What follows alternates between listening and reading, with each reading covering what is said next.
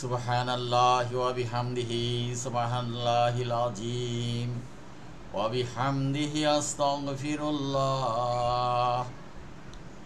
আসসালামু আলাইকুম ওয়া রাহমাতুল্লাহ। বিসমিল্লাহির রহমানির রহিম। সুবহানাল্লাহিল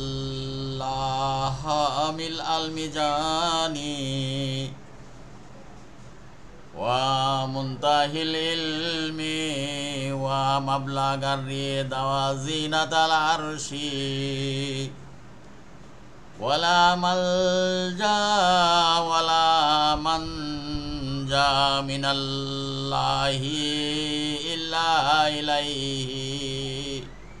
সুবহানাল্লাহি আদাদাশ শাফি ওয়াল আতরি ওয়া আদাদাল কালিমাতি তাম্মাতি ওয়া আসআলুহু সালামাতি বিরহমাতিহি ওয়ালা হাওলা ওয়ালা কুওয়াতা ইল্লা বিল্লাহিল আলিয়্যিল আযীম।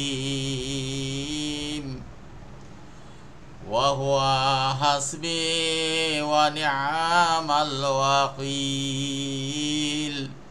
ওয়া নি'মাল মাওলা ওয়া নি'মান নাসীর। ওয়া সাল্লাল্লাহু আলা খায়রি খালকিহি মুহাম্মাদিন ওয়া আলিহি আজমাইন। আমিন আমিন।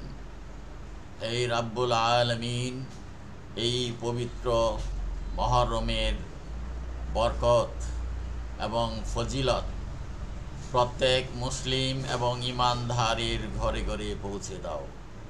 আল্লাহ রাব্বুল আলামিন, যারা পৃথিবীতে ঈমানদার আছেন এবং পৃথিবী থেকে গুজরায়া গেছেন, কবরে বসবাস করছেন, এবং যারা ভবিষ্যতে এই পৃথিবীতে পদার্পণ করবেন ঈমানদার হয়ে, এবং কিয়ামত পর্যন্ত যারা আলমে বজরাখে চলে যাবেন, হে মাওলা, হে রহমানুর রহিম, এই মুহররমের বরকত দিয়ে পরিপূর্ণ করে দিবেন সমস্ত জগৎকে, যাতে মানুষ মুক্তি পায়।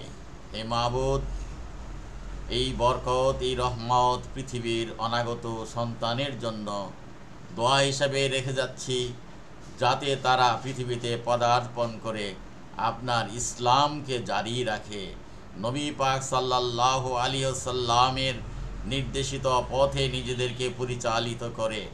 আমিন।